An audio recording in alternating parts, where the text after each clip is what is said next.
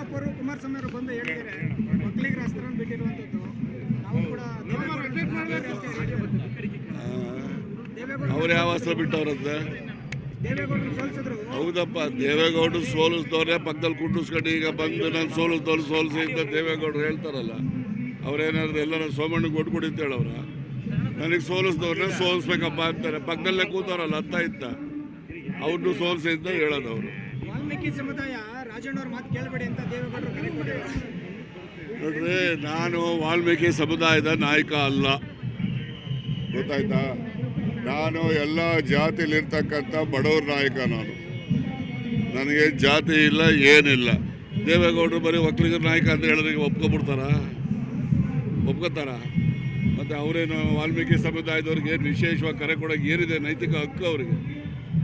ಅದರಿಂದ ನಾನೇನು ವಾಲ್ಮೀಕಿ ಸಮಾಜದ ನಾಯಕ ಅಲ್ಲ. ನಾನು ಎಲ್ಲ ಸಮಾಜದಲ್ಲಿರ್ತಕ್ಕಂಥ ಬಡವರಿಗೆ ನಾನು ನಾಯಕ ಅಷ್ಟೆ. ಆದ್ದರಿಂದ ನಾನು ಯಾವುದೇ ಒಂದು ಜಾತಿಗೆ ಸೀಮಿತವಾಗಿ ನಾನು ಯಾವತ್ತೂ ಕೂಡ ಪ್ರತಿಪಾದನೆ ಮಾಡಿದವನಲ್ಲ, ಹಿಂದೆನೂ ಮಾಡಿಲ್ಲ, ಮುಂದೆನೂ ಮಾಡೋದಿಲ್ಲ. ಆದ್ದರಿಂದ ಏನು ನಮ್ಮ ಜಿಲ್ಲೆಯಲ್ಲಿರ್ತಕ್ಕಂಥ ಎಲ್ಲ ಸಮುದಾಯದ ಬಡವರು ಏನಿದ್ದಾರೆ ಅವರು ಕಾಂಗ್ರೆಸ್ ಪಕ್ಷಕ್ಕೆ, ಸಿದ್ದರಾಮಯ್ಯನವರಿಗೆ ಆಶೀರ್ವಾದ ಮಾಡ್ತಾರೆ. ನನ್ನೂ ಕೇಳೋದಿಲ್ಲ, ನಿಮ್ಮನ್ನು ಕೇಳೋದಿಲ್ಲ. ಯಾಕೆ ಆಶೀರ್ವಾದ ಮಾಡ್ತಾರೆ ಸಿದ್ದರಾಮಯ್ಯನವ್ರ ಸರ್ಕಾರಕ್ಕೆ ಅಂದರೆ, ಕೊಟ್ಟಿರ್ತಕ್ಕಂಥ ಗ್ಯಾರಂಟಿಗಳು 15 ಲಕ್ಷ ಕೊಟ್ಬಿಡ್ತೀನಿ, 2 ಕೋಟಿ ಉದ್ಯೋಗ ಸೃಷ್ಟಿ ಮಾಡ್ತೀನಿ ಅಂತ ಹೇಳಿದ್ರಲ್ಲ, ಅವ್ರು ಮಾಡಿದ್ರ? ನಾವೇನು ಹೇಳಿದ್ದೋ 2,000 ಕೊಡ್ತೀವಿ, 10 kg ಅಕ್ಕಿ ಕೊಡ್ತೀವಿ, ಬಸ್ ಫ್ರೀ, ಎಲೆಕ್ಟ್ರಿಸಿಟಿ 200 ಯೂನಿಟ್ವರೆಗೂ ಪುಕ್ಸಟ್ಟ ಕೊಡ್ತೀವಿ, ಇವೆಲ್ಲ ಹೇಳಿದ್ವಲ್ಲ. ಅಲ್ಲೇ ಮಾಡಿದ್ದೀವೋ ಇಲ್ವೋ?